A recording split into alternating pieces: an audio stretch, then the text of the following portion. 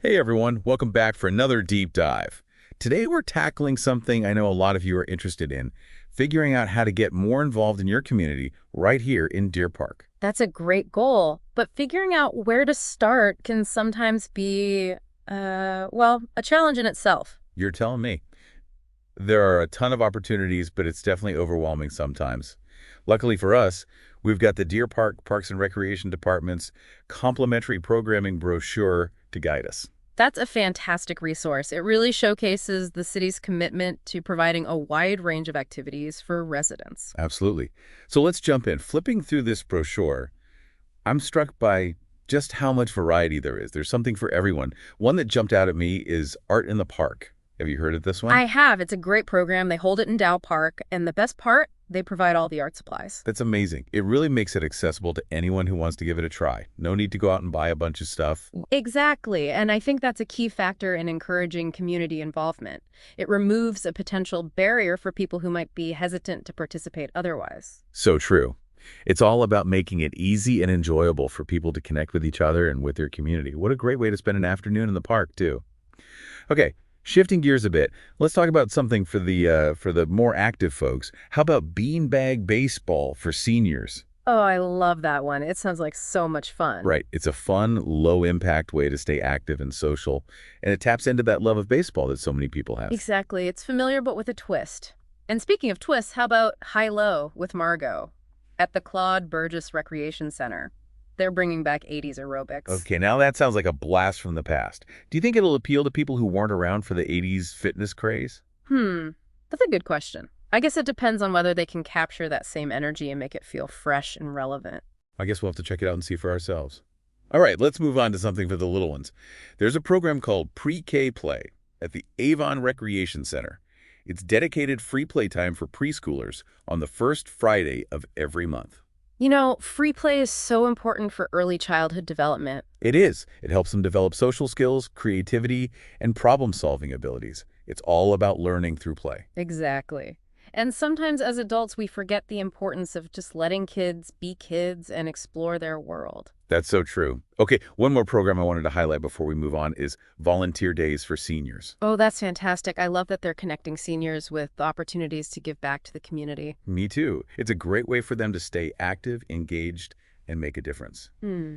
All right, and I have to mention Fun Frenzy in Dell Park. It's an evening of card games, board games. Oh, that sounds like so much fun. I'm a big fan of game nights. Me too. And it's such a simple but effective way to bring people together. Exactly. And it could be a really great way for someone who's new to the area or feeling a bit shy to dip their toes into the community waters. I agree. Sometimes we overthink getting involved. Fun Frenzy reminds us it can be as simple as playing a game and having a good time. Exactly. It's about connecting with people and having fun. No need to overthink it at all. Just show up and have some fun. Exactly. All right, let's see what else we've got here. Oh, a block party at the Claude Burgess Center. Music, games, food. That sounds like a classic community event. It does. And those block parties are great for bringing people together. They create a sense of belonging and build a stronger community. You know, it really is like weaving together the individual threads to make the whole community stronger and more vibrant. I like that. Okay, what about this? A technology advice session at the Maxwell Adult Center. I bet that's really helpful for a lot of people. It definitely is, Mm. especially for seniors who might not be as tech savvy as the younger generations. Right. It's important to make sure everyone has access to technology and the skills they need, not just seniors, of course. Absolutely. We live in a digital world these days, and it's essential to be able to navigate it. Okay, looking through this brochure, I'm noticing a trend. They offer quite a few fitness programs specifically for seniors. Chair, volleyball for seniors, and fit for seniors. Do you think it's good to have so many programs targeted at a specific age group? I see what you mean. I think it's great they're recognizing the needs of seniors and providing activities that are appropriate for them. Yeah. But at the same time, I wonder if it might be better to have more programs that are open to all ages. I agree. It could create more opportunities for interaction between generations. Exactly. Imagine a chair volleyball game with teams made up of people of all ages working together and learning from each other. Now, that's a great idea. I'd love to see that. Okay, I can't help but mention High H Low with Margot again. I'm really curious about this 80s aerobics revival. Me too. It's such a creative idea and it sounds like a lot of fun. Plus, it's a great way for seniors to get some exercise. Absolutely. Exercise is so important for both physical and mental health, especially as we age.